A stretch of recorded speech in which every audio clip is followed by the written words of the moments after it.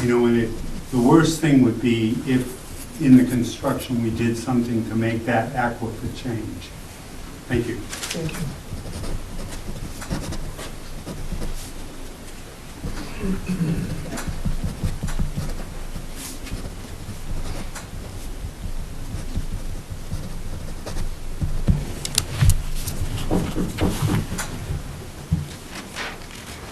Is there anyone else commenting in person? It's unlocked.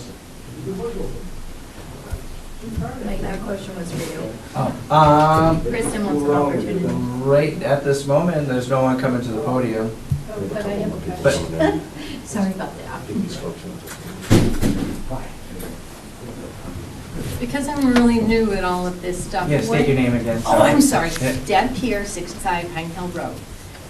Where property lines are, what is the distance between where we are and where it can start? The setbacks. Yeah, Okay. that's what I was after. Yep.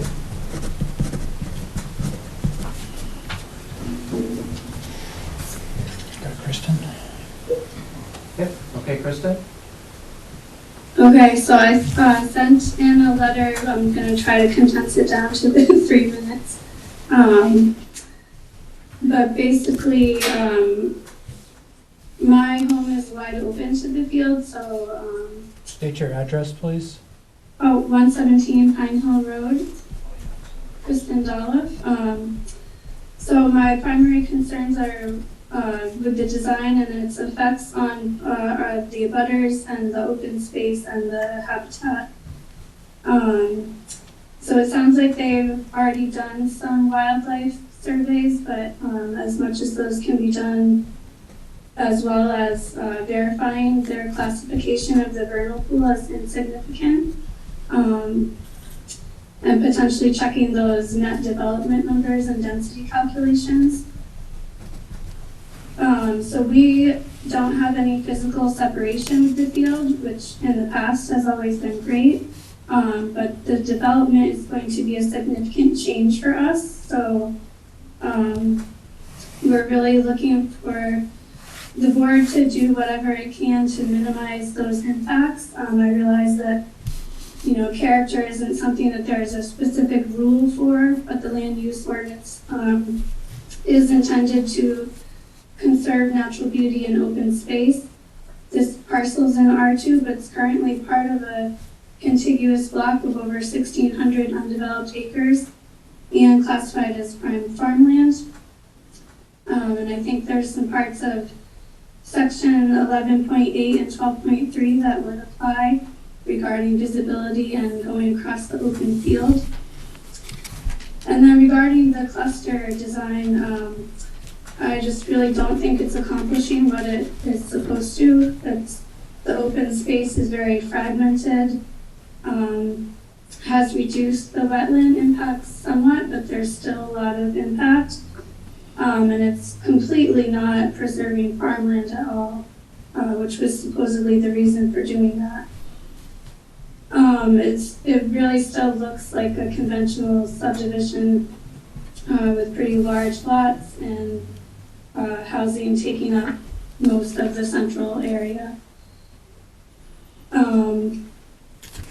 I'd like to request the removal or relocation of Lot 1 for additional privacy for the existing homes, as well as a landscaping buffer to minimize impacts on noise and privacy. Fixing the fence that's falling down there, trying to stay in line with the neighborhood character of mixed housing, so not like a cookie cutter situation. Trying to keep dark skies with proper streetlights or no streetlights, and minimizing the street widths for speed and visual impact. And then just reiterating what you've already asked for with the traffic study. Pine Hill's a pretty busy road. The proposed entrance is very close to several other roads that are feeding into it, along with the mobile home park. So I think that definitely needs to be looked at. And that's it. Thank you so much. Okay, thank you. Anyone else in the public that would like to make a comment?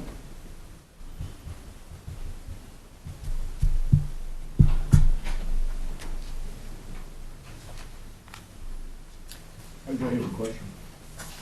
All right, just state your name and My name address. is Dave McChesney. I live on 5 Gould Lane, which butts the area where you're going to be putting the road. Are you going to be putting in, I'm just wondering, concerned about the amount of light that you might be putting down into my backyard, basically.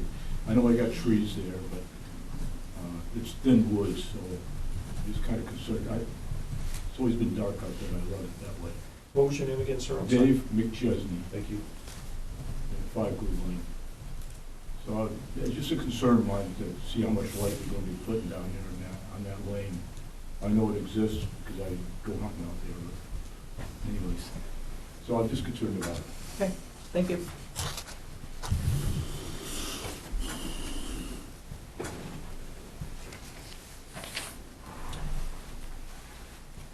Okay, We're not gonna be acting on this tonight, right?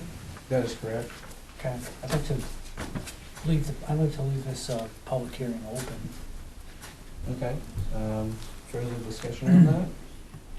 Just, I'd like to leave it open, in case there's any other concerns that people have in 2 weeks, or, in a month. Not saying that it's gonna take a month, but I'd like to leave it open. I don't know that we can do that, because I think the public notice went out, and because of the sidewalk and the hearing, I don't think it's within our purview to do that. I could be mistaken. Tammy, You are correct. am I correct? I didn't mean to steal your thunder, but I don't think that's within our purview to be able to do that.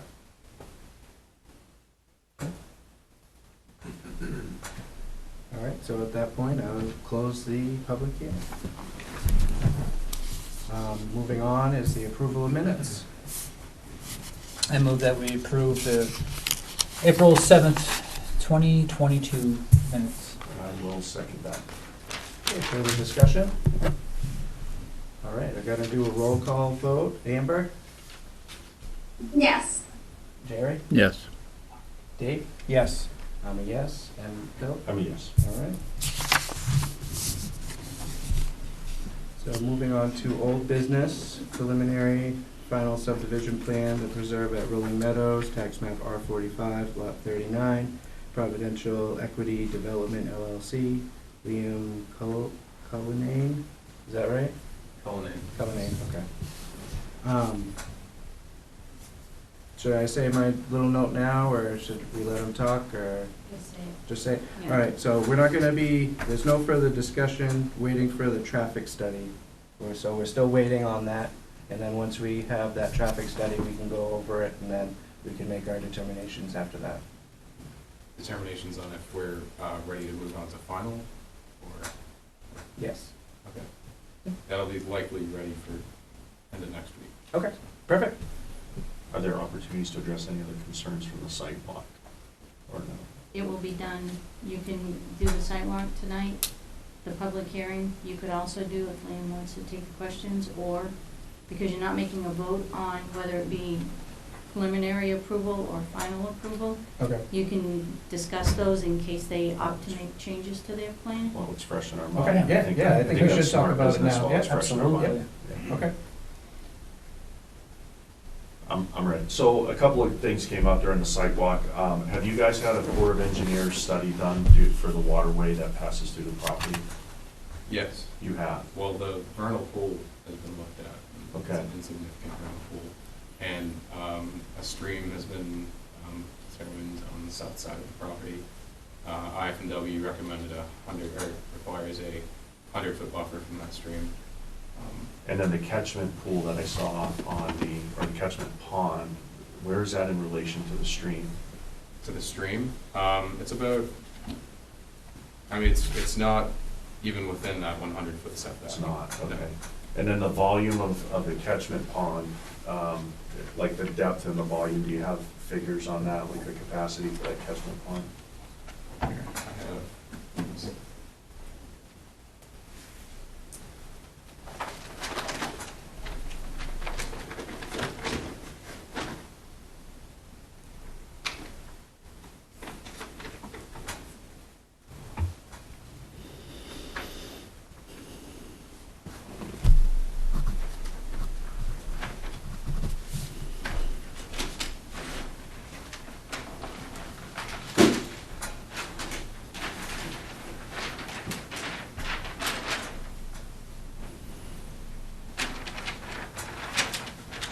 don't have exact volumes of each pond, but I have the, there's actually total, in order to treat this whole site, we have four under drain soil filter ponds and 3 wet ponds. I mean, The one on the south end, is that a wet pond, or is that the south end, that's a wet That pond. is a wet pond, okay. Any idea volume, depth? Volume, exact volume is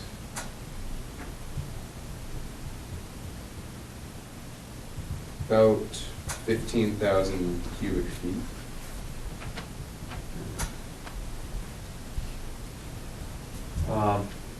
So a new piece of information that was brought to light for me, and I know during the site walk we talked about it, and I was under the impression that everybody on Knox Lane was on city water. And I have a letter from an abutter that is expressing some concern because they are on a well. Am I correct in my assumption that you guys are on a well water? Are you on a septic as well?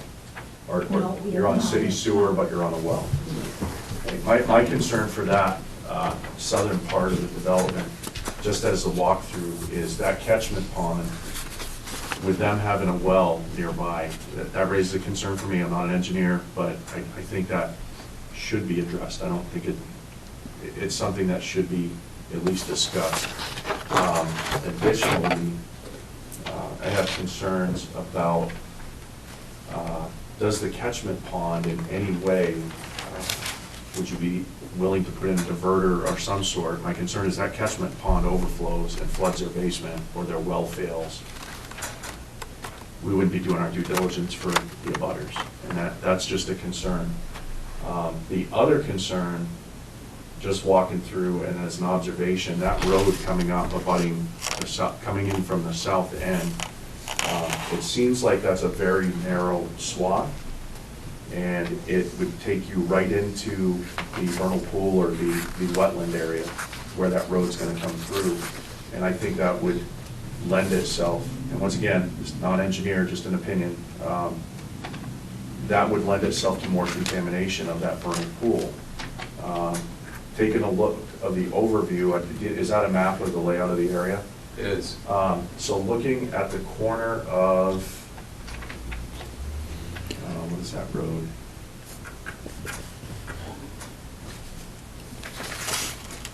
Wait a second. The one coming in from Knox Lane is Morrill Farm Road. Yeah. The other one is Rolling Meadows Lane.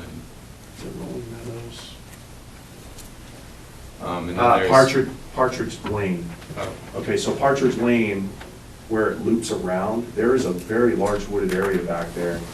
And just throwing the idea out there, I haven't looked at it on the map, just, driving around the area, looking at it. That is a much larger and forested area, and I believe the landowner owns that section up to Partridge Lane, correct? You do not? You do not own that land? Okay, sir. How close do you own to that? I'm sorry. Sorry, not to get off. Back there, I'm trying to show it. Thank you, sir. It's in the Partridge Lane development, Yep. there's a playground drawn in, Correct. and then there's another lot that we're separated to Partridge Lane from. Okay, Yeah, so, I mean, it's basically those two parcels. I got you. Would've been great if they came with it, but they didn't. I got you. Yeah. So, I mean, Knox Lane was our only option. Yep. Would there be any provision for trying to negotiate that in, or are you amenable with the abutter on that piece? The only reason is I personally have heartburn with putting a road right next to a waterway. And it's not guidance, but if there's another way to get your thoroughfare, but if you don't own that land, I guess it's not an issue. What is the waterway that you're concerned with?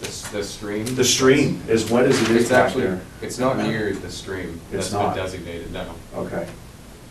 It's good, 40, 50 yards away. If you gotta speak, you gotta speak into The stream that's been mapped out as a Yep. stream by the wetland scientist runs through the center of the property, off the south side of the property. It doesn't run It's, that wetland that runs alongside the Knox Lane entrance is Correct. has not been classified as a stream. It has not. It's just a wetland. Okay, There may be some running water, but it's not been classified as a stream by the wetland scientist. okay. And then the last question I had was, when you guys did the soil samples, do you have an overlay of where the soil samples were taken? That could be, The test pits. the test pits, where that is in relation to the water, the wet areas on the map? That was submitted Was it? with the Okay. preliminary, it's the high-intensity soil survey. Okay. It's one of the last sheets. I think it's 7.1 maybe. And addressing your stormwater concerns, Yes, sir. that wet pond number 3 on the south side of the property. Yep. That's an approved DEP method of treating stormwater. Okay, DEP would not approve like any method of treating stormwater that would affect the groundwater enough that it may like run on to other people's properties and affect their well. It just wouldn't happen. And it's treated, it's designed to treat up to a 25-year storm. So it's incredibly rare that it will overflow, and if it does overflow, it will be very minimal that it would overflow. okay. Like I said, it's designed to hold up to 15,000 square feet or cubic feet, and we have 3 of those wet ponds on the site and 5 USFs on the site as well, all designed to handle that volume of water. Okay, With regards to the vernal pool, there's actually a swale that takes any water runoff from the road and brings it to a USF pond down the road. So no runoff from the road will be reaching that vernal pool. okay. That playground area that's adjacent to Partridge Lane, do we know who the landowner is on that? Is that town or is that your? I looked on the tax maps and I don't, it just says playground on the tax maps. Okay. So I'd be interested, can I talk, Mike? I'm sorry, Mr. Chair, if I may, sorry. I'd be interested to pull the deeds on that and figure out what part of the land attaches to it. If you look on that plan, he has it in front of him. The road that they're putting in abuts that playground parcel. I just, So I think we need to we figure walked that through it out. earlier, and as I look at this, I think the least intrusive way, one, it's gonna be more appealing to your abutters. 2, and once again, these are opinions, these are not courses for action, is if, rather than have the road come out on, what was that access, on Knox Landing, or Knox Lane, rather than cut through that thin strip of trees up where that playground's at, if we can find out who that abutter is and enter into an agreement with them, possibly, just throwing it out there as an idea, it's much more thickly wooded there, the abutters are further away, and I think you're gonna get more buy-in from the abutters, and that's just an opinion, but is that worth something pursuing? And is that a town road? That I don't know. Yeah. But then how many abutters we're gonna have come from that Partridge Lane, and then we're back where we started? Well, that part of, the reason I'm saying that part of Partridge Lane, if you look at it, this is all forested. And then your nearest house is here and here. And then that is much less impact on forestry. Right, but then you're gonna be adding a lot more volume of traffic. Oh, into good that- point. Yeah. That one area. Tammy? you have Excuse me, something? Mr. Chair. Yeah. When you look at that other subdivision, that is a previously approved subdivision, that playground is probably part of their open space. Yeah. Understood, okay. I have not pulled the file on it, because with that not having a number, it belongs to those residents within that subdivision. I agree. Okay. Sorry to get us off track. No, well, unless you talk it out, Right, you know, you wouldn't know this, yeah. so. And we don't know that's for sure. Right, that's something that would have to be researched, but Okay. all your subdivisions all have pretty much open space with them. Can we get that answer? Yes. Yeah, it'll Okay. take me some time to find it. Okay. And then lastly,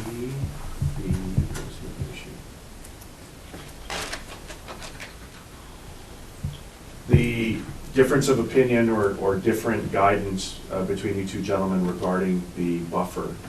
I want to get clarity on that, because I believe you had promised the abutters that there would be some type of vegetation buffer, and then, screening. or screening, and then you said there would not be. I just want to make sure we clear that up. I think Pat had said that we would consider, based on the board's opinion, that we would place that buffer. I didn't know, like, when I was talking earlier, I didn't know if it would be all right to place vegetation on the open space. I thought that was supposed to be kind of left as a field for scenic purposes. I thought it might be a better idea just to have it placed on Lot 1, because Lot 1 is, of course, like where all of the development, you know, the house, anything associated with that would be placed. That's where the discrepancy was. Okay. So you guys are amenable to doing it if it's allowed, is what I'm hearing you say. Yes. Is it allowed? Well, it'd be pretty much going on the property line at that point instead of Okay. like in the actual open space, right? Right. So, I mean, within a 10-foot range of the property line, I would think that that could be screened pretty good right there, just from those 3 houses that are asking for screening. So you're saying along the 3 abutters on that east side? East side, yep. Okay. Yep. There's like those 3 houses, those are the ones that were up for concern on that. Including on the open space? Yeah, it would be at the edge of it. Tammy? Sorry. As long as they're native to Maine species, Native Maine species, yeah. So they're not getting palm trees? no, because Sorry, guys. we'll all be jealous in the middle of the winter. We tried to get them to put a pool in the wetland. So the option for using Partridge Lane, Tammy, am I hearing you correctly that that is not an option? Or She doesn't know that you yet. don't I know? don't know 100%, but with the way it's assessed and there is no tax map number on it, lot number, Mhm. my bet, and I don't bet very often, but my bet would be that it's part of the open space for Partridge Lane subdivision, for that subdivision off of Partridge Lane. Okay, Give us next week, we'll pull that and we'll pull the deeds surrounding, we'll let you know okay. that it is. I would like to at least make that a condition that we at least research and do our due diligence on that before we make any approval, Mr. Chair. Okay, so moving on, we talked about the screening, and then the water runoff issues. You said that we've already, the Army Corps of Engineer and all that, the stormwater's all set. The water aquifer, David Armstrong, the water aquifer issues, it's basically the same, or? That's the same. Okay. I think the one he was referring to that was not classified as a stream, just a wetland. There is a culvert allowing water to travel naturally as it would, because there's a road crossing over there. So that will be unaffected as there's a culvert. Okay. And then Deb Pierce with the setbacks.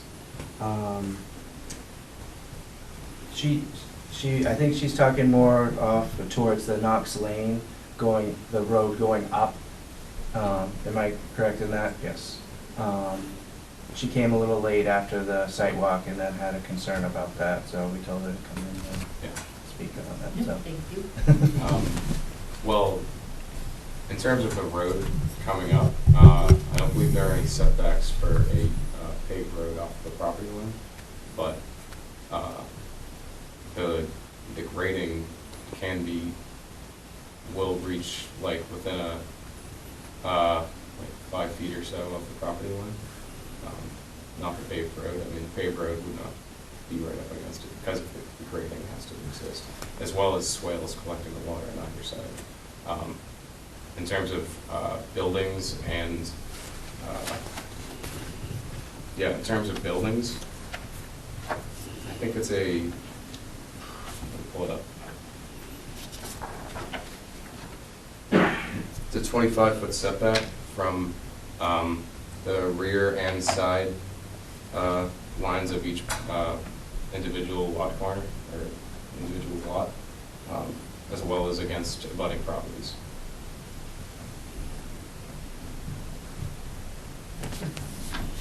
pretty much answered that. And then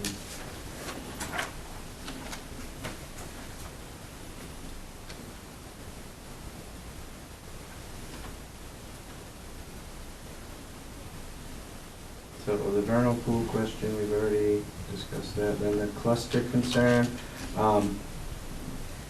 you had the design changed on the request of our last chair, so the cluster, it is what it is at that point. I mean, if we tell you to make a design of something, you're gonna do it within the parameters that we give you, and that's what it is.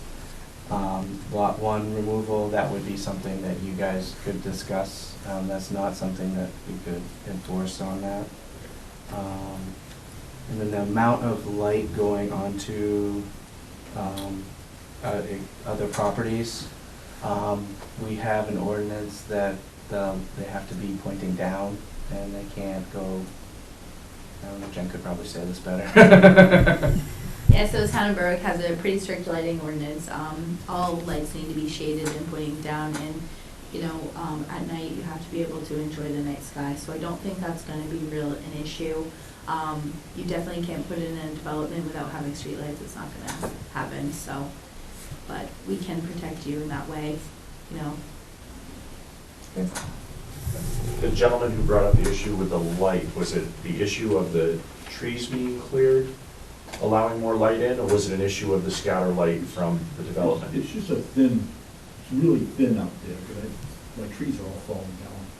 So, I mean. Can you just come to the mic? Oh, I'm sorry. Yeah, you're on TV, so. Yeah, Oh, actually, I'm on TV.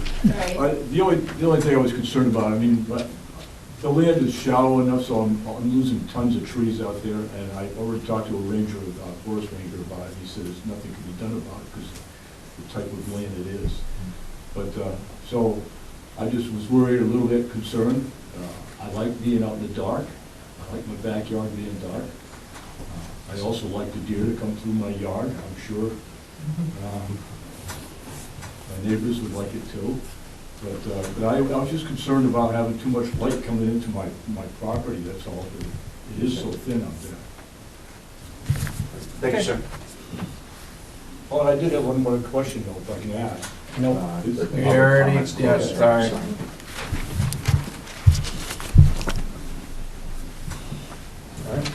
There was Two more? There was two more. There was, that we talked on the sidewalk about wildlife surveys. I don't know if everybody got that information. Okay.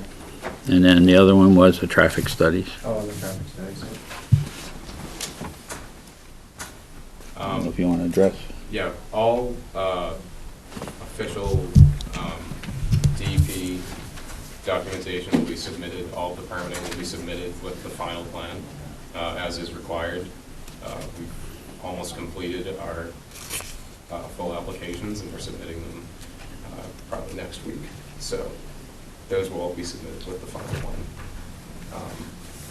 Sorry, what was the other? Traffic study. Oh yeah, and as well as the traffic study will be completed next week and I'll send out final one as well. Yes? Mr. Chair, Yes, ma'am. can I ask him to explain the inland fisheries and wildlife spice bush and spice bush swallowtail butterfly situation? Because all these people weren't there at the sidewalk. Right, that was part of that. It was good news. Yeah. Sure. So, the Inland Fisheries and Wildlife requested that we do a spicebush swallowtail survey. Spicebush swallowtail is a type of butterfly, and they hatch eggs in spicebush plants. And so we had spicebush swallowtail surveyor go out there and search. They found 2 areas of spicebush. One was a singular plant on the southern side of the property, and the surveyor determined that to be insignificant because they'll go to more areas with more populated spicebush, and the second area was on the northern side of the property where there was a cluster of spicebush, and he located that for us, and we'll have that on the final plan. So that is a significant area of spicebush, but fortunately it is within one of the open spaces, so it really does not affect the plan at all. So.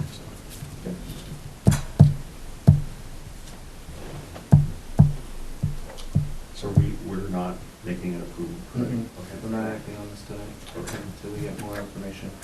Yeah, Okay. and they've got to submit their final application also. Mm.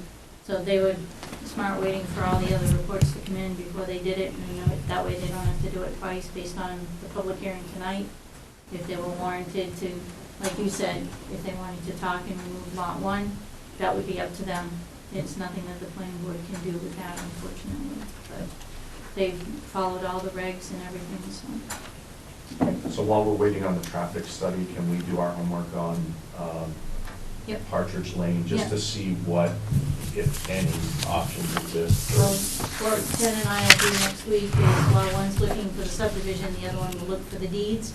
And if we can get an answer rather quickly, we'll let everybody on the board know, plus the applicant and his engineer, so that everybody knows right up front whether it's, can be a consideration, whether or not they have to do more due diligence with possibly accessing through Partridge, or if unfortunately they might have to use Knox Lane.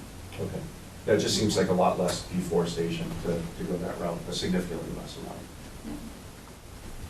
It's a lot less materials in general, paving, gravel, everything. Correct. Yeah, a whole lot less cost for them unless they have to buy property over there. Correct. And that, but we won't know that answer until Jen and I can do our research on it. Okay. So, Might increase costs just for, you'd have to have another wetland survey done, another high-intensity soil survey done, another traffic study done. I could probably get on the list, but Yeah. just, So once we find out for sure, sure. then we can take and share the information with everybody. Okay.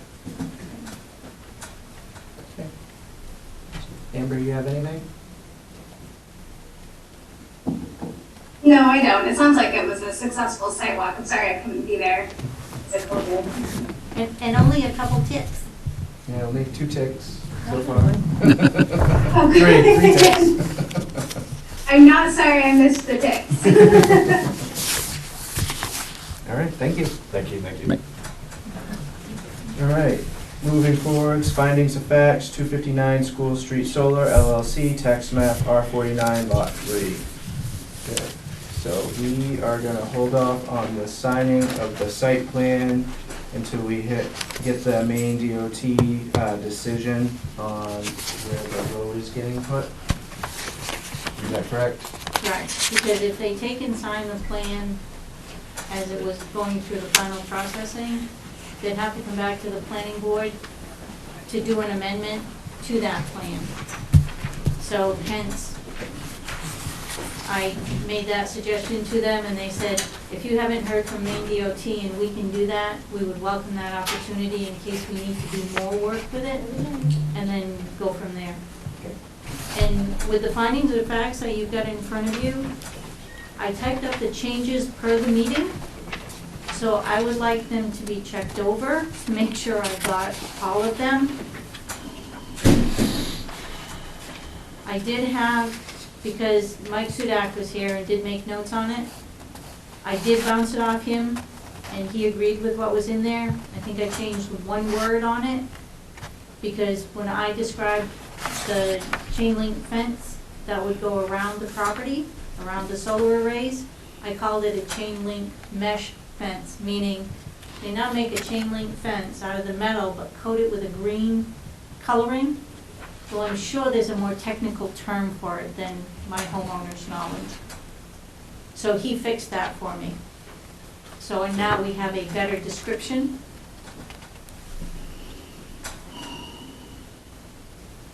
The use of a green privacy mesh fencing. On conditions. Hold on, I didn't get to the right one, because I know we worked on it, and that was one of the things I had Yeah, changed on that's it. condition number 8. Sorry. So I can fix that again. Okay. On the findings of facts on B, it says the use of a 6-foot green privacy screen that affixes to chain link perimeter fence. Is That's that? what it's supposed to be. Okay. So we just have to move that to, Condition. Number 6? I think it's 8. 8? Yep. Yeah.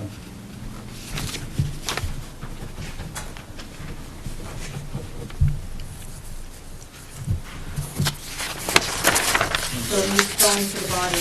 Does anybody have the number that it relates to? On the findings of fact Yeah, is B. B, Yep. perfect, thank you. Yep. So I'll fix that on Monday, Mike, if you wanna come in, if everything else looks okay. Yep.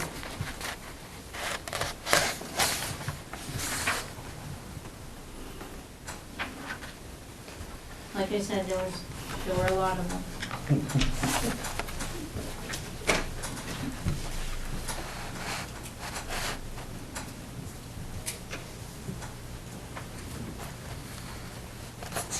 So we're looking for a motion to approve these with the changes? No? We're not making a motion about it. No, you Okay. technically approved it last time, Okay. and that's at the very end of it. But I knew with all of the changes going forward with it, I had to make sure they were accurate. Okay. So, Tracking. exactly, Yeah. me and my paper trail.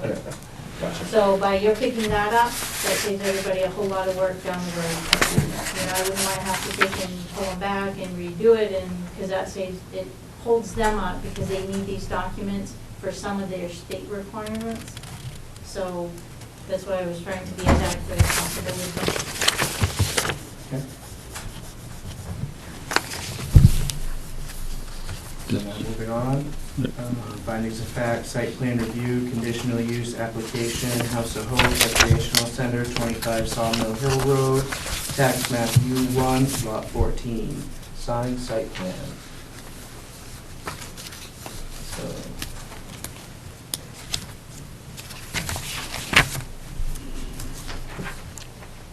Did the fire chief's concerns get addressed appropriately? Okay. What No was- issue, no issue. Excellent. so that can be a walkway area for them? So what Chief Plan exactly said, okay, not word for word, of course, but he said that it's a recommendation, he can't force them to do it. Okay. So he can recommend that they keep it open for access, but because of the rules and regulations and the, he can't make them. Okay. Is the applicant here? Is he- Yeah, yeah, he is, sorry. Just in case. Yeah, no You worries. can come up here if you have any questions. I didn't even see you sitting there. He's Quiet. quiet. Just in the interest of supporting our first responders, I mean, they're literally going out there and putting their lives on the line for us and for you and for the people who are gonna utilize your facility. Would you be, we can't direct you to do it, but would you be amenable to doing that to help our public safety folks out? So the question is to just not put anything out there, right? Is that- It's gonna allow access for, if you have a young kid that has an injury and or heaven forbid you have a fire or something, it allows them to get an apparatus in there, protects your property, but you're making friends with the local municipality and the fire chief, which helps. I mean, we can't direct you to do it, but is it something you're amenable to doing? Can you Yeah. just state your name and So address? my name is Dan Caiazzo. I work for Civil Consultants, so I represent House of Hope and Mike Hennessy. So I haven't actually seen, I had requested the actual, what the fire chief had said specifically, so I don't have the record of that. But I do know there's nothing currently proposed to go in that space. You know, it's just kind of a future area of congregation. So, I mean, there's nothing that's gonna be going in that's gonna be any permanent structure or anything that Right. can't be moved readily. So I don't think that should be any sort of concern. I'm guessing the chief's concern is being able to get an apparatus in there, correct? Yeah. So, I mean, It's always life safety, but I can't remember if I got it in an email or if it was a verbal conversation I had, but I am gonna look for you right now. Okay. if we can find that, is that something you guys would be amenable to doing? Yeah, I don't think that should be an issue. Okay. Jared? Based on what they're saying, you just said, they're not planning anything in there. Can that be a condition that if something is planned for there, they have to come back and request from the board? Okay, it is in writing. Do you want me to read you exactly what he said? Sure. Okay, is that okay, Yep, Mr. Chair? that is fine. Okay, it says, so I brought up our concern, and then he wrote, I appreciate you bringing this to my attention. Due to the building's emergency exit door layout, he knows that those exit pathways around the outside must be maintained year-round. In the event of either building catching fire, our attack operations would most likely be with aerial ladder truck operations with the hydrant district. That's exactly what he wrote. I'll have Jen on Monday text that to me and, or not text it, email it over to me. I'll just send it to you So- now. Okay. This is what they're talking, this space right there. Yeah. That lawn. Yeah. When we did this site walk, it seemed that all they wanted to do was maybe add some seating next to the buildings, and that was about it, just to have, they were gonna keep that a green lawn Gotcha. area. Dan, I'm gonna send this to you too. Okay. Yeah, so, I mean, but right now it's gonna be open, so I'm sure if there's any actual structures, I believe that has to come back to the planning board. I mean, if, realistically, if there's a picnic table there and there's a fire, I mean, I don't think it's too much of a hassle to be able to just kind of move that. So I don't think there's anything that should I stand think in our this. concern would be like if you did any landscaping, had large boulders or something put in there, that would preclude an apparatus from getting in there. Right, and I don't think there's any plans for that anytime. I mean, if you think it's necessary to add that as a condition, we can do that, but. I'm just throwing it out there. We don't have to.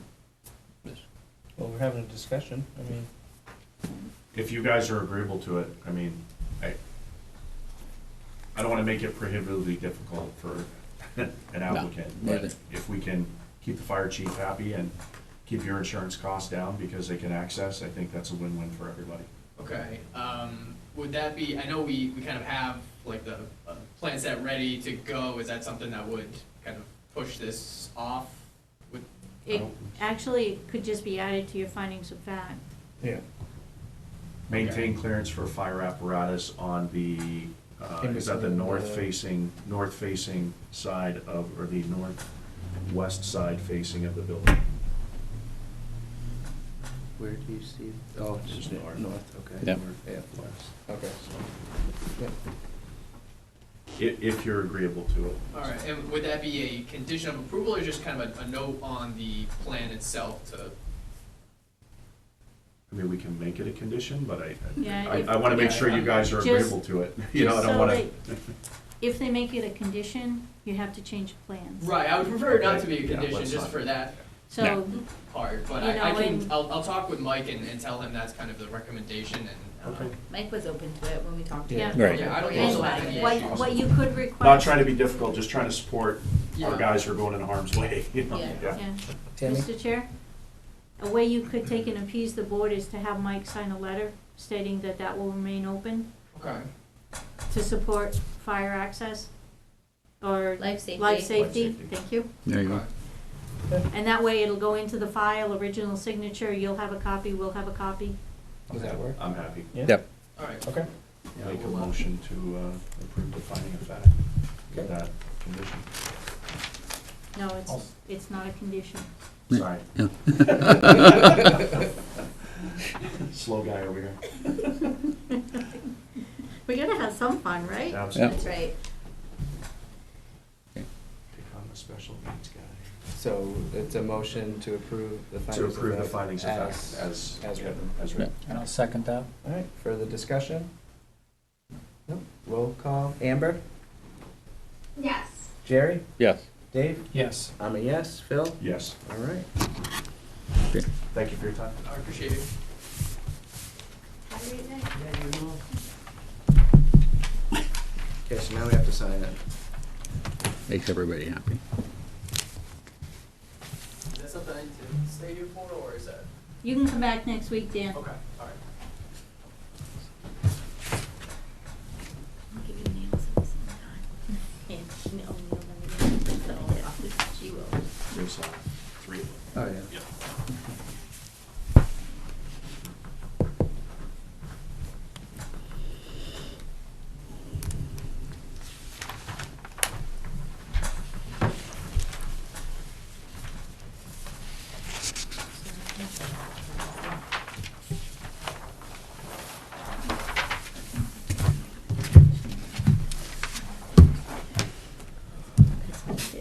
Close to. It's not COVID, I promise.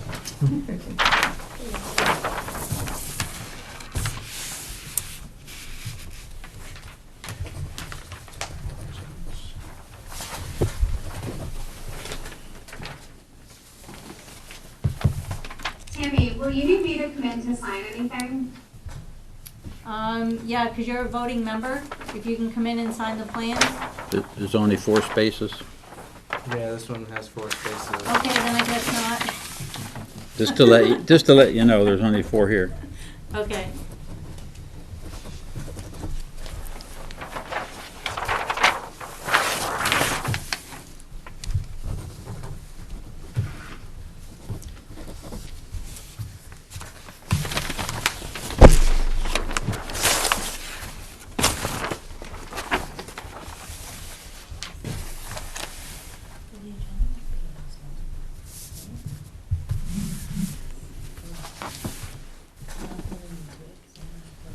All right, so moving forwards, we have the findings of fact, Second Amendment to Richard Damaris, approved subdivision by Les Bodwell, AKA Navina Acres LLC, tax map R44, lot 21-5. Mr. Chair? Yes, Tammy. Unfortunately, those have not been completed. I ran out of time. I couldn't squeeze 26 hours in a day. So we'll have to do those at the next meeting. I have notified the applicant and the engineer. Okay. And they were fine with that because they're hoping they can have more of the documentation, ADEP, US Army Corps, all of those plans ready to go for it. Okay. Can you So- just explain to the board why you can't fit 26 hours in a 24-hour day? I wish I could. When you figure it out, let me know, because I can use those 2 hours too. I don't want the Well, extra 2 I've, hours. I've tried to work on being able to twitch my nose and everything, Yeah. but it's just not Oh, working. bummer. Yeah. All right, so moving on, we have new business. Christy Rabaska, upcoming ordinance changes required by the stormwater permit. Mr. Chair, before she starts, I just want to let you know that I'm going to excuse myself and be done for the night, because that's it after that. Someone already on it. Okay. Listen to it, okay? Have a great night. Thank you. See you later. You will. Have a good weekend. God willing. See you later. Bye. Christy, are you there? I am. I lose my control, so give me a minute here to figure out where everybody is, so I can see you guys in case something comes up. Okay, so I have successfully shared my screen. Hopefully you guys can all see the presentation. And my name is Christy Rabaska, and my company is Integrated Environmental Engineering, and I work for the town of Berwick as well as for other communities, Kittery, Elliott, South Berwick, New York, and a program through Southern Maine Planning and Development Commission. I help all 5 communities with implementation of permit requirements. It's the stormwater general permit. So I'm here tonight to give you a preview into some upcoming ordinance changes, and they are specifically required by this stormwater permit, and they are focused on erosion and sediment controls. So I'm giving you just the preview. We do have until June 30th of 2023 to get these ordinance changes into the books. So for tonight, I have about 25 slides. I'll go through them pretty quickly. It should take me just about 20 to 25 minutes at the most. I'm going to review the specific requirements, why we have to make these ordinance changes, and just give you a refresher on the stormwater permit itself. I'll provide you with some examples of the changes that we're going to have to make, as well as how they'll affect the Berwick-specific ordinances. And then we have a number of resources that are available. This will be a little bit of a project for us. It will take some time between planning staff and planning board. We'll be back with you for a couple of meetings, I think, as we work through all these changes. But we do have some great resources to help us through the process. Talk about the summary and next steps. So the permit that I was referring to is the Clean Water Act permit. I think most of you are probably familiar with it. It's the general permit for stormwater discharges from the municipal separate storm sewer system. So we're talking about the storm drain system, not the sanitary sewer, but it is a Clean Water Act permit. It's administered by the Maine Department of Environmental Protection. I refer to it as the MS4 permit, so I might use that MS4 for the 4 S's and the M. So the town has been regulated for these stormwater discharges since 2003, and I've actually been helping the town with this program since I bought them, all 5 towns in fact. So these Clean Water Act permits are issued in 5-year increments, but this last one that we're under has been delayed quite a bit. And, but it is, so the last one was issued in 2013, and we're just wrapping that work up. And a new permit is going to begin July 1, 2022. And the new permit is the permit that requires that we make these ordinance changes. So we've been getting a jump on this for the past year or so, getting ready to make these ordinance changes. All 5 communities, as well as some Portland area communities, have gotten together to do that work. So also behind the scenes, I've been helping all the communities write a stormwater management plan that describes all the different ways that they're going to have to comply with the stormwater general permit. And it's about a 125-page document. It is available on the Public Works stormwater page. So if you want to access that document, that's where that is located.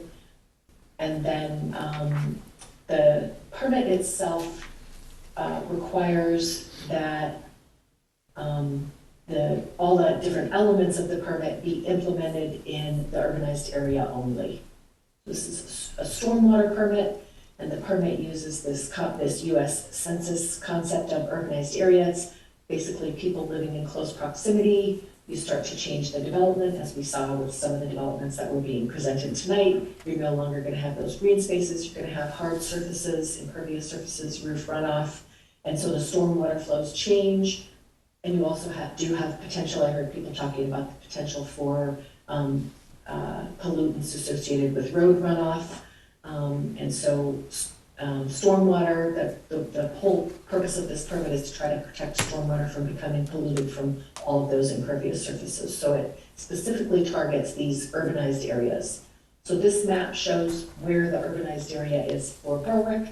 It's pretty much the downtown areas, and for reference, we talked about a little bit about Partridge Lane, that's in here, and this is Knox Lane, so that's your northern border here, and then Pine Hill Road and down over here, and there's a very, very tiny little bit that touches South Berwick over here.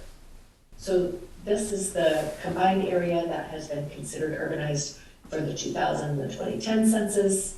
2020 does not yet apply because most of our requirements were fixed by the time we got the permit finalized.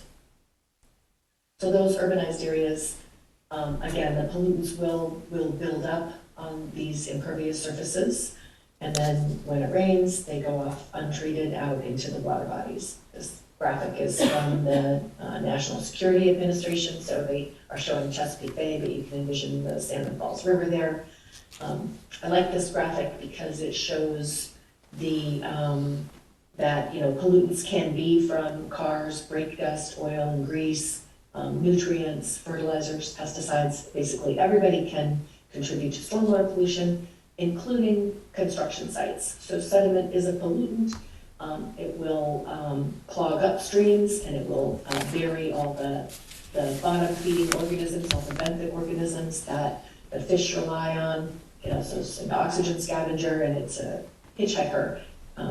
All the other pollutants will hitchhike onto soil and make their way into the water bodies. So lots of different ways that stormwater can become polluted, and we're going to be talking about erosion and sediment control here, so it's one of the reasons I liked this graphic. But so the permit itself requires that we address these 6 minimum control measures. And because the public can impact stormwater, litter, their cars, their brake dust, everything, we have to do some public education and outreach and public participation. So our 5-year plan talks about how we're going to be doing that. The Public Works Department, we work with them to do catch basin inspections, outfall inspections. Those things are illicit discharge detection programs, just making sure that there is only stormwater in the storm drain system. And then the requirement that we're talking about today is associated with the construction runoff control. Tammy and I will be back with you within a year or so, because we will also have some ordinance changes associated with the post-construction runoff control. I think you guys are aware that you have the requirement that, you know, when subdivisions or entities are having to maintain their own stormwater infrastructure, like a wet pond or a biofilter or soil filter, they have to sign a maintenance agreement and then, you know, provide the town with an annual certification. That's all post-construction, but this new permit is going to require much more specific low-impact development standards for stormwater treatment, so we'll be back with you in about a year to discuss those ordinance changes, hopefully after we get these construction ordinance changes finished up. And so the last minimum control measure that the permit addresses is the pollution prevention to housekeeping, and that's the street sweeping and the ditching work that Public Works does, and then making sure that we're being good citizens on all the municipal properties.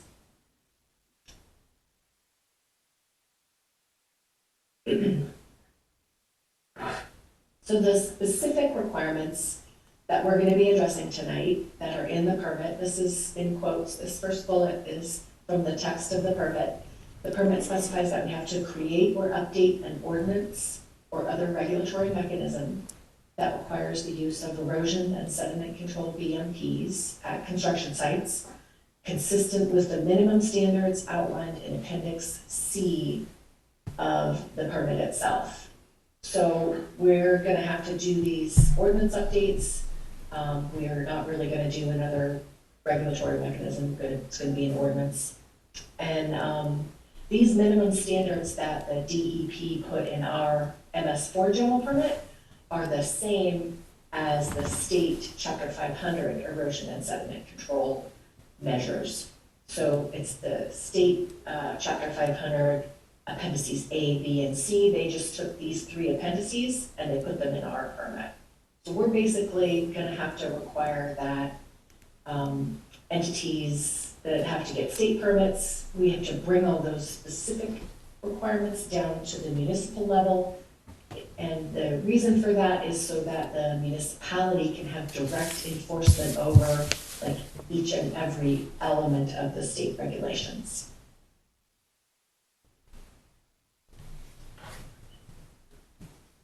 And so the requirements themselves, they're pretty, so it is all about enforceability.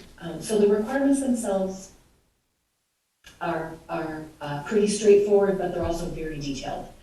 So the threshold for this set of ordinance requirements is any site that's going to disturb 1 acre or more of land. And so disturbance is just the clearing and grubbing, even if they're going to turn it back into forested land. If they're going to clear and grub, it will trigger this ordinance. They'll have to do erosion and sediment control measures.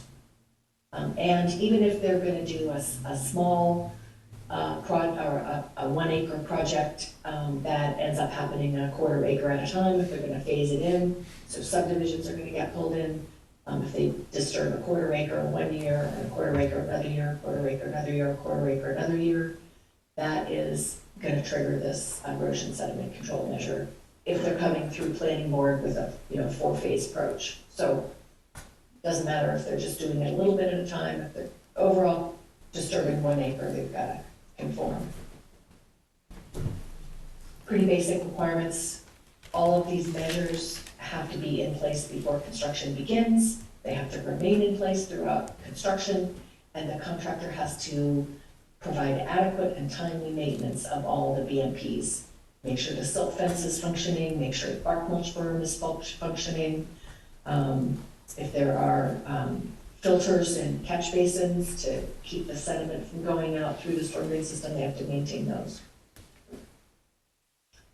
So the way they have to do this, and some of the specifics are the contractor themselves, the contractor has to do weekly inspections during the construction. So this is by the contractor, not by the town. weekly inspections. They have to do inspections of all of their erosion control, sediment control measures before every rain event to make sure that they're going to be protective during a rain event.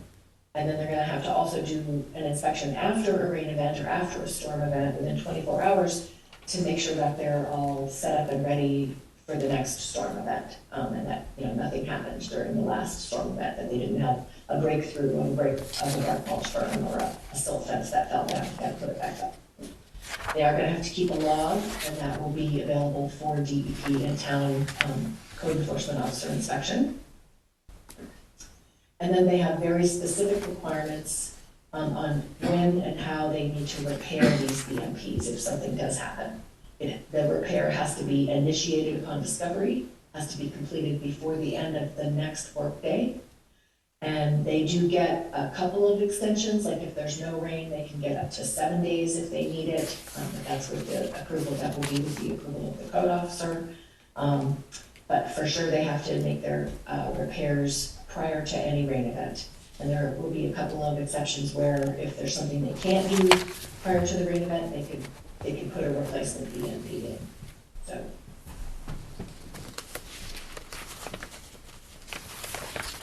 I think you guys are all familiar with the bark mulch farms and the silt fences and those kinds of things, but I thought I would just show you another kind of a BMP that I know is the DEP has been very diligent about ensuring that it's always on their plans.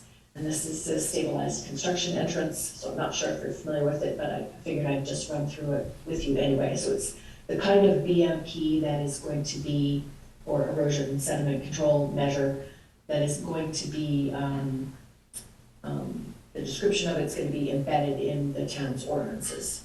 So it's basically aggregate material, 2 to 3 inches diameter of crushed stone, has to be at least 6 inches thick.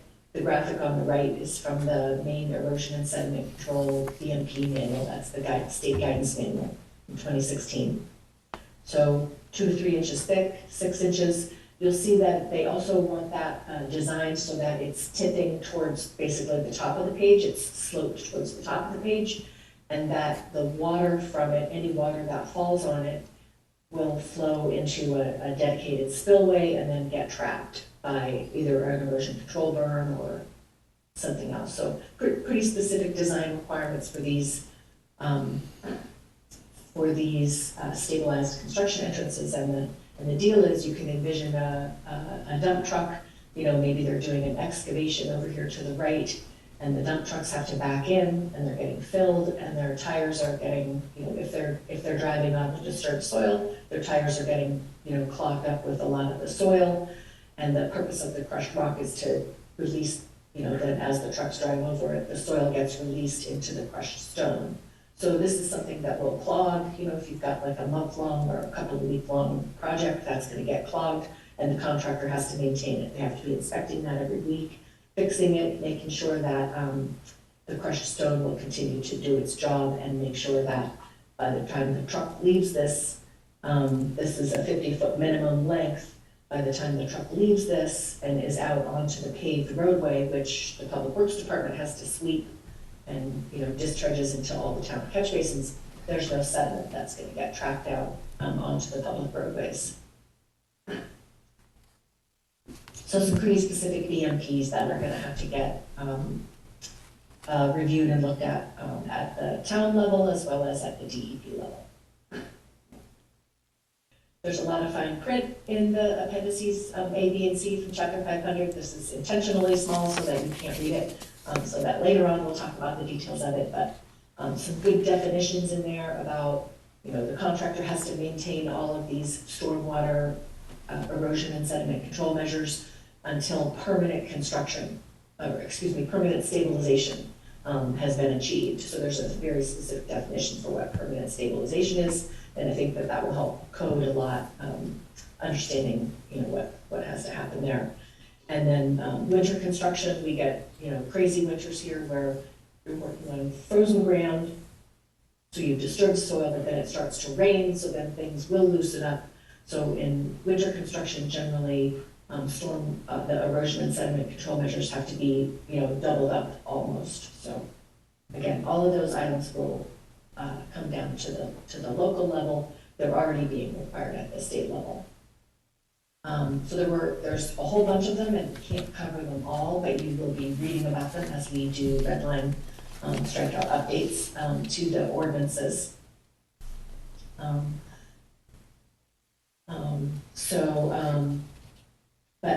So I did do I do hope that gives you a little bit of a flavor for what you'll be seeing. I have done a preliminary review. I'm pretty familiar, been working for the town for quite a while, and pretty familiar with your subdivision regulations and your land use ordinance. So I did go back through them, and I pulled a few just to kind of show you what you have on the books now and compare it to the details that we're gonna have to be embedding. So we'll start with the subdivision regulations.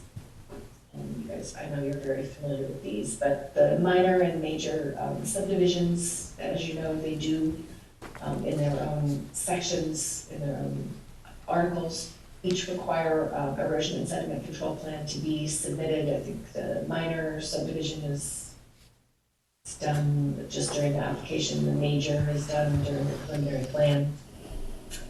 So the erosion control plan has to be prepared by a main registered professional engineer, which is great that you have that requirement in there. You do have a reference here to those erosion and sediment control, that erosion sediment control BMP manual that the DEP publishes, but the date's a little off. This one's 2003. I think we just have to update that to 2016. And then you have a nice section in here about when you can waive things and when you can't. So I like all that text, but we'll just have to modify that a little bit to point to a place where we have more detailed and specific performance standards. So, and that would be this place, Article 11 in your subdivision regulations, where you have your performance standards for soil erosion. And this is the extent of the performance standards right now for Berwick. So they're pretty general, they're good, but they're pretty general, and they're gonna need to get a lot more specific. So I'll talk about some of the options, but I'm thinking that it might be good to have an appendix referenced for you guys to, I know a lot of municipalities like to keep these performance standards a little more concise, and then we can put the detail in an appendix for you guys if you wanted to do that. I'll show you how that will work in a minute. So in the subdivision regulations, we'll review the whole thing. Tammy and I'll review the whole thing for you and do a red line, but we know the definitions are going to need to be updated also. For the land use ordinance, which is all the non-subdivision stuff, but also we have some cluster subdivision elements in there. So you do also have the requirement for the soil, we call it a soil erosion plan, for submittals for all other kinds of projects that have to come through planning board for site plan review. And in particular, the performance standard for this, section 7.15, erosion sediment control, it also references that 2003 DEP manual, so we'll want to update that. It does have some other good standards. They're kind of general, like the subdivision one is. So again, we'll want to update this section to point towards these new standards that we have to embed. When I did pull that performance standard language, so you have nice, mulching and revegetation of disturbed soil, temporary runoff control features where needed, and then permanent stabilization. So it's good language. It's just going to need to get a little more detailed. We will also go through the land use ordinance and update some definitions. And then there are at least these three other sections that I see that have references to erosion control plans. And some of them have those 2003 references. So we'll want to make sure that all of these sections, again, just like subdivision, the initial land use ordinance, the performance standards, and then these other areas all point to the same set of erosion and sediment control standards. And that's the other reason I think I like for you, putting them in an appendix. I think that might work very well. I do also say, I think you're one of my favorite communities, that your land use table, the one that specifies, whether you need a permit or not, what's allowed, what's not allowed. We do already have embedded in the table, that anybody that disturbs, 1 or more acres of land, and this needs a minor tweak, it should say 1 or more acres of land, does need a permit, doesn't matter what zone they're in. So that's a great thing. So just a few more slides here to kind of wrap it up. There's some great resources that Tammy and I have available. She sat in on the talk I gave today about this. So some of this is repeat for her today, but there are kind of a couple different ways we could do this. And I'll run through each of these. There's a direct reference to Chapter 500 you could do. We also have a checklist that we developed under a Maine Coastal Program grant. And so we can use that checklist to just make sure we're getting everything done that needs to get done. But we also have just recently finished and updated a model ordinance. And I believe that was in your planning board packets, the model ordinance for erosion sediment control. I sent it All over, three of these- Christy, excuse me. I sent for the board, I sent it over in a separate email because it was so large. Okay. And it has multiple colors on it. And if I would have printed it out for you, it all would have been black and you wouldn't have been able to differentiate the different sections she was speaking about. Yes. Thank you. You're welcome. So all these, no matter which of these you pick, we are going to have to go through all of the ordinances, as I said, and make sure everything points to the same set of standards, same set of performance standards. We did also, this was grant work, creating this model ordinance and creating the checklist, and there were quite a few municipalities who participated in the development of the checklist and the model ordinance. And as much as we appreciate and like the state standards, the ordinance committee members had a lot of great experience, and we reviewed some climate change documents too. And there were a few recommendations. These will be some optional items that you as the planning board will have to consider whether or not you want to apply the erosion and sediment control measures to smaller sites. The climate change documents recommend going as small as 2,000 square feet of new impervious cover and applying erosion and sediment control to those sites. That's pretty small. Most municipalities that I've seen are more like 5,000 to 10,000 square feet of impervious cover. So we'll have some discussions around that. You guys already have the requirement to make sure that a qualified professional is preparing these plans, which is great. Making requirements for pre-construction meetings. I didn't see this in your ordinance, but I might have missed it. I don't know if Tammy knows. Yeah, they do. Pre-construction meetings. They do have it. Good. I did a cursory review, so Tammy will help me make sure I don't double require something somewhere. It usually requires the code enforcement officer to attend the meetings. Good, yep, that is great. That's a great way to make sure the contractor gets off to the right, gets off, started well and understands what the requirements are as they go forward. And then a few folks also have requirements for control of cuttings from masonry, brick, like the dust and the mortar from when people are cutting things up or doing washout, like concrete or mortar mixing, what they're doing with their washout. Lots of times contractors just kind of dump that on the side, maybe like tuck it away back in a buffer somewhere, and it never gets addressed. So there are some specific optional requirements for those items.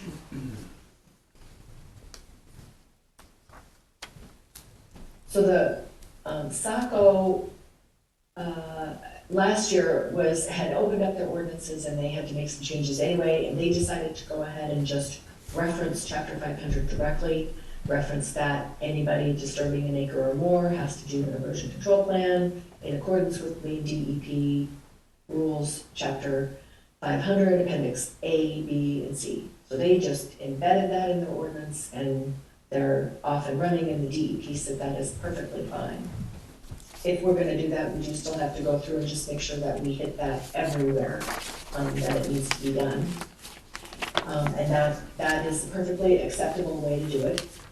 Some of the municipalities that I'm working with prefer to see the standards actually embedded in the ordinance somewhere, because it does help the code enforcement officer to be able to point to the section of your code that says what it is, and then they don't have to carry around chapter 500 in your code and point to the section that says we gotta go. Nuance, maybe, talk to Jen and see what her preference is. We'll have some discussions about that, but we do have a checklist that has, it's, you know, pretty classic 3-column. Here are all the requirements that need to be met. Here's how the town of, middle column would be, here's how the town of Berwick currently addresses this. This should be pretty straightforward for us. And then we would list out, you know, recommended changes for you. So we could also prepare this kind of document.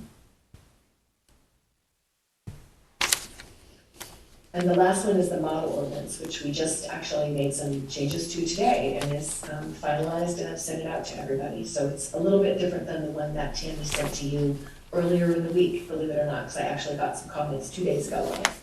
Like 2 numbers that were wrong and a couple of little references. So we've updated that, we've fixed it. But the model ordinance does have some nice language in it, and it has a lot of great definitions that we can embed. And we did color code it, as Tammy had said, so the blue and the green text in this model ordinance are all, you should consider those to be all the optional elements. Those will be the ones that we'll be making decisions on. And then any of the text that's just your normal font black, that is not optional, that is required by the MS4 general permit. We did hire, under the grant, we hired Jim Katsafikas. He's a municipal lawyer at Perkins Thompson. If you're not familiar with him, I've worked with him for years on a number of model ordinances. He does a great job, and he did a great job with this one.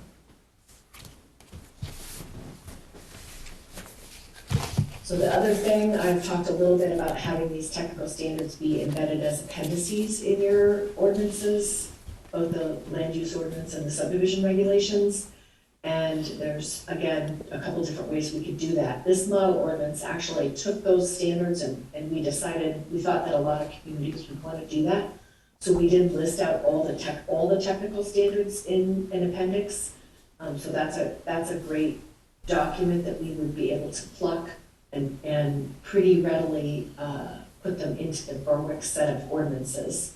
And so then you'll see again here, we have like all the optional elements are in blue, so you can see what's optional and what's not as you go through and review this ordinance. So if you want to get to the meat of the content, you could review the ordinance itself.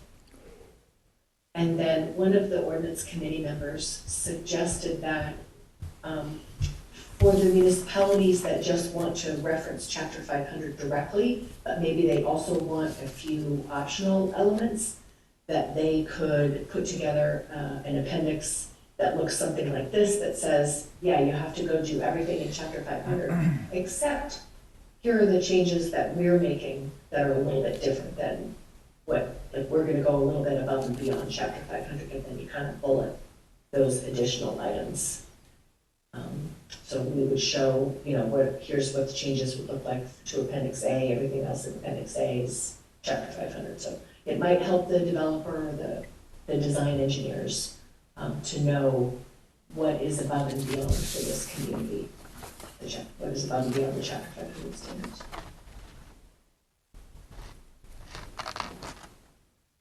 So Tammy and I have a little bit of work to do, and that will be most of the time that will be taken up trying to fulfill this MS4 requirement. For the most part, there should be a minor increase in code enforcement staff time. Jen will have to get up to speed on the specifics of all the changes and probably develop a fairly formalized pre-construction agenda. And we do have some great sample inspection forms for her to use. So kind of a minor increase in staff time for her. Again, most of the additional staff time will be with the planning board, making sure that you guys understand what all these changes are, and with staff to just get these ordinance changes updated properly. And you may have a few more sites coming through planning board that will impact this. I think one of your biggest decisions will have to be if you want to implement these erosion sediment control changes town-wide, or if you want to restrict them to the urbanized area only. So if you're going to make them be town-wide, then you could have more staff time than if you're just going to require them in the urbanized area only. If you think back to that pink sheet, and most of the larger developments that do trigger these 1 acre sites are outside the urbanized area in the town and in most of the towns.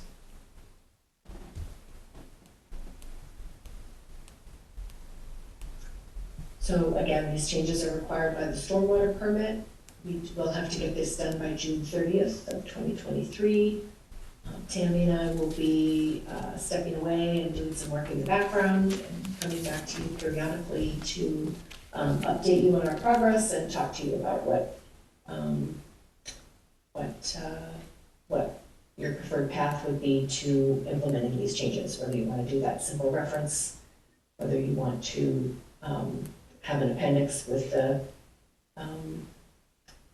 performance standards in it, or it is an option for you to adopt the full model ordinance like as its own chapter, or specific regulation that all the others would point to, all the other ordinances and regulations would point to. So, any questions or discussion?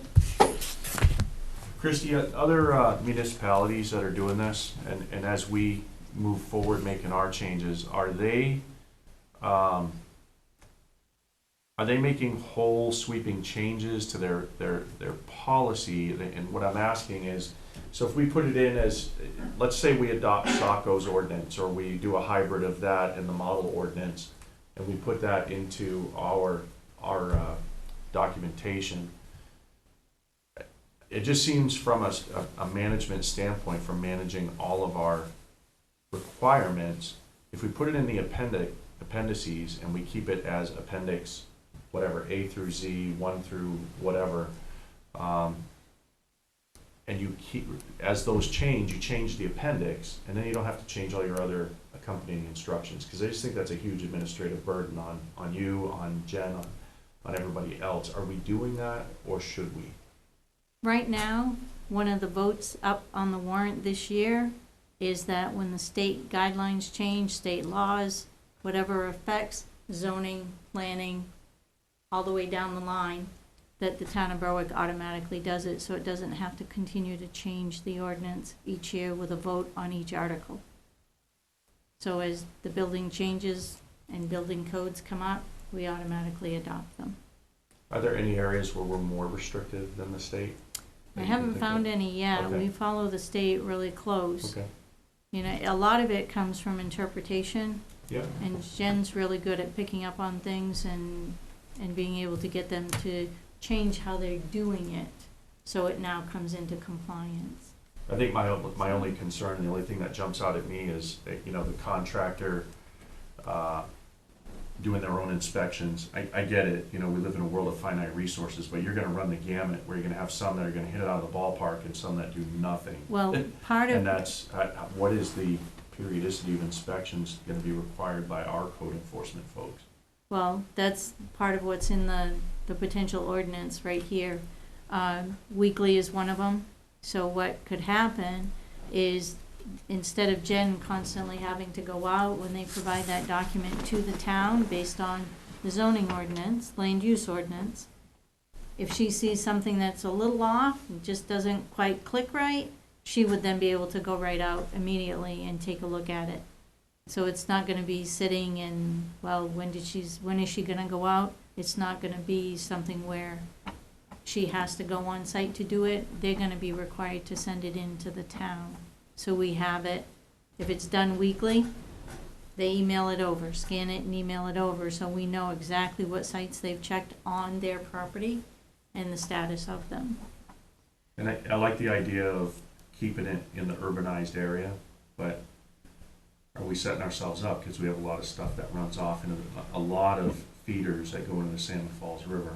Correct. So I mean, I could make a case either way. I don't know. Well, it's What something- are other municipalities doing that have similar infrastructure as us?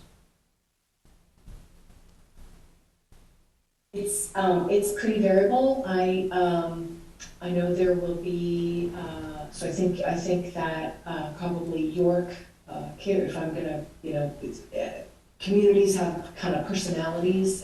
The boards do change, and so that, I may not be right, but I think Kittery and York are going to go townwide. I don't know what South Berwick and Elliott are gonna do. I have done my presentations to them. I know Elliott actually just reversed a post-construction requirement to go from urbanized area only to townwide. So they may also go townwide. And part of it may come down to the numbers, and I think that Tammy and I should also just show you some numbers for your community. Right now, you only have probably 2 developments in the last 10 years that have disturbed 1 or more acres of land in the urbanized area. And that's because it's already developed. It's already been developed. So the redevelopment that's happening in Prime Tanning, that's one. And then there's a subdivision that went in to the north. I'm drawing a blank on the name right now, but that's the second one. But most of the development in the town is going to be outside the urbanized area in greenfields. So you won't be controlling the stormwater, the erosion discharges quite as tightly, I think, if you don't apply it townwide. Yeah, because if you think about it, as it's coming in from the outside areas, due to the slope of the land, Right. it's gonna hit the urban areas, and you wanna make And sure the that river. stays clear, correct? Yeah. I mean, if Berwick was flat, it would be, we wouldn't have to worry about it.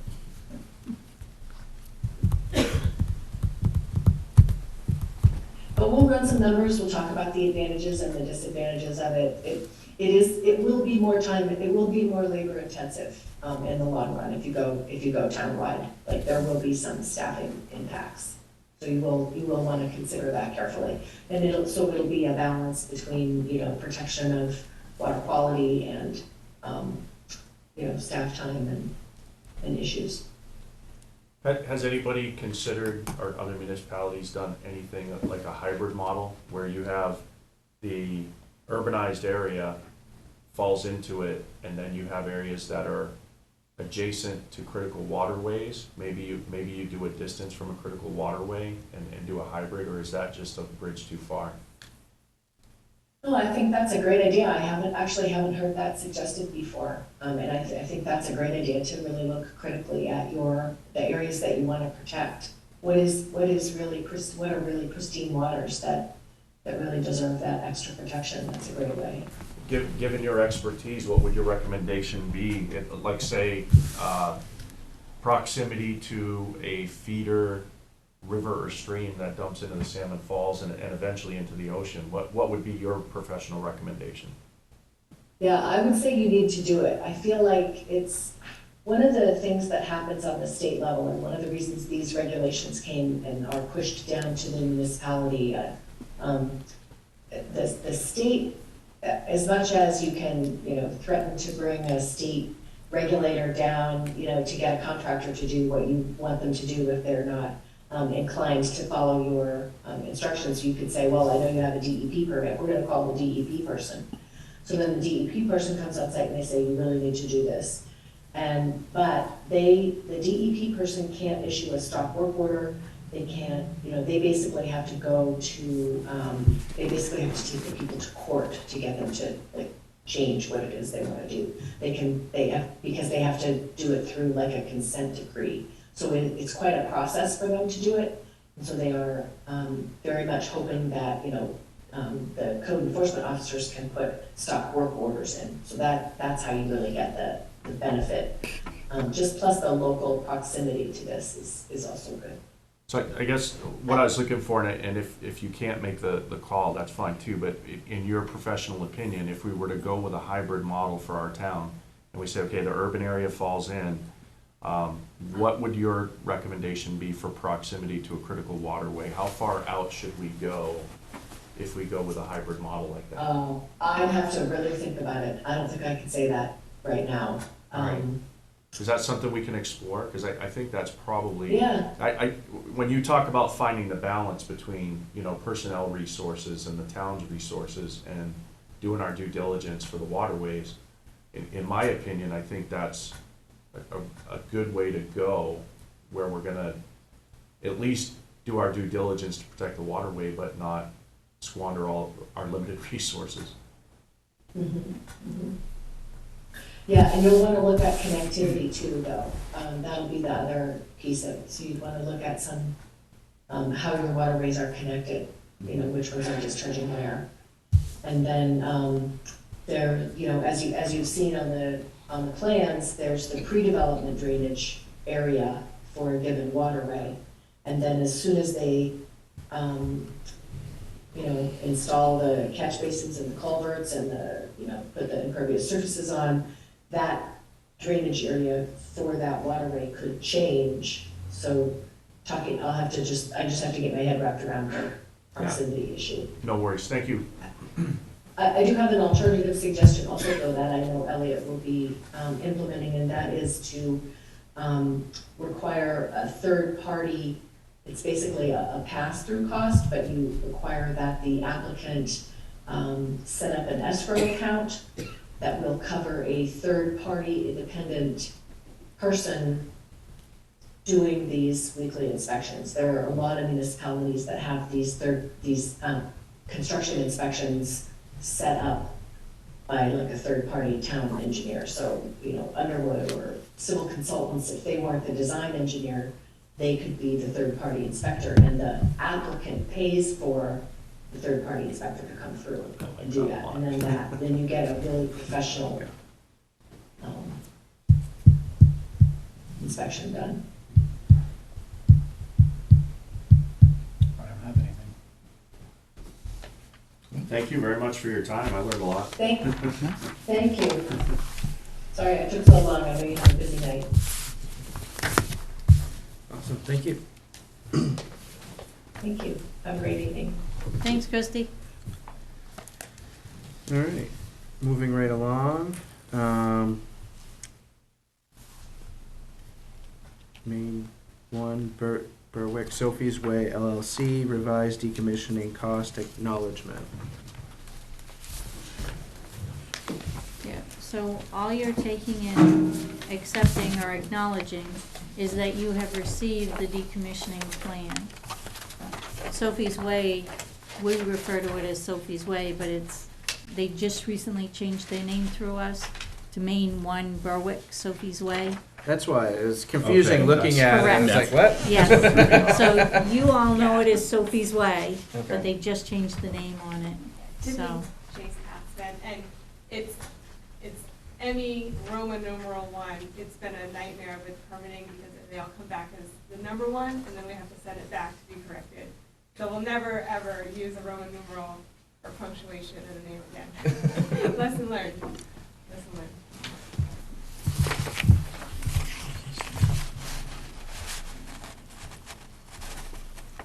Tiffany, do you happen to know what the original decommissioning amount was that they were approved for through the planning board? I don't remember the exact. I think I want to say it was like 9,000. Now it's like 57. Yeah, right in that area. So that's why we wanted to present it to you guys, because there's a difference between our original initial estimate and what we just had approved by the main DEP. Our original engineer when this process first started, as part of the application process, we wanted to put in a decommissioning amount, and so he gave, he made an estimate. And then the main DEP put forth a whole certain criteria that you have to meet, and they require a formal decommissioning application. So the team got together, and that engineer had since moved on.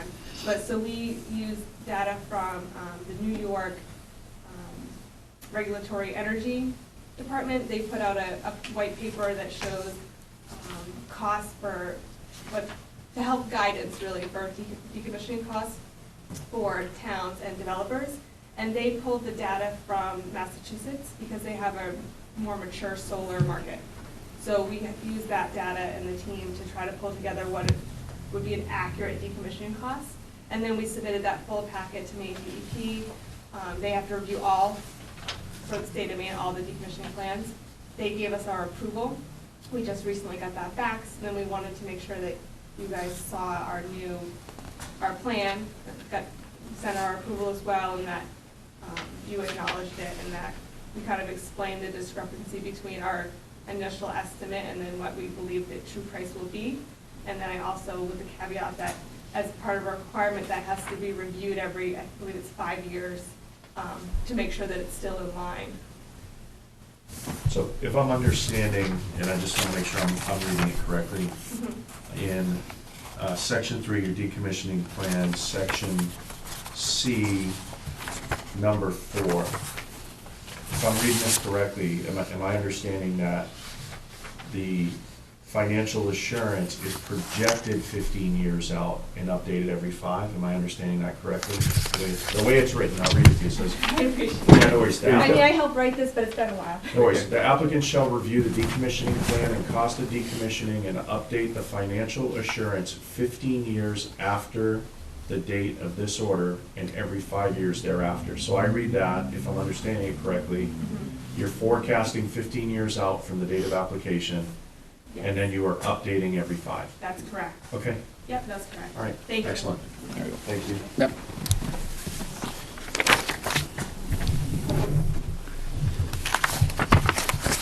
Okay. Motion, you need a motion to sign it, because I have to notarize it. Okay.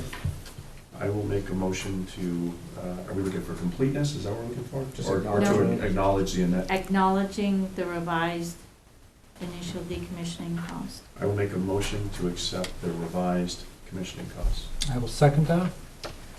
Further discussion? Okay, roll call vote. Amber? Yes. Jerry? Yes. Dave? Yes. I'm a yes. Phil? Yes. Okay, here we go. Thank you. Thank you. Could I ask a quick question about this process? Sure. I took the pictures of the roadway today because that was a condition of approval for Borough Sophie's Way. Does that go to you, or does that, okay, I didn't know if it went to Public Works or you. It'll go to me and then I'll send it to Public Works, Okay, simply because that way it's in the records excellent. and they'll come to the parcel file to find out, once you guys get done doing construction, what the road then looks like. Excellent. Thank you. You're Thank most you. welcome. Okay, so open up the second public comment.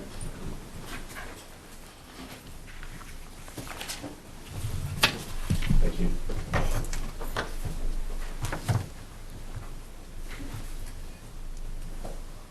Public comment session's open.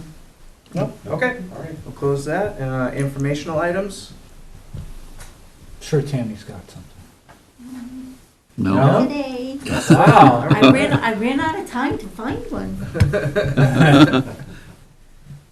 All right, so then adjournment. I would make a motion that we adjourn the meeting. I will second said motion. All right, further discussion? No. Roll call vote. Amber?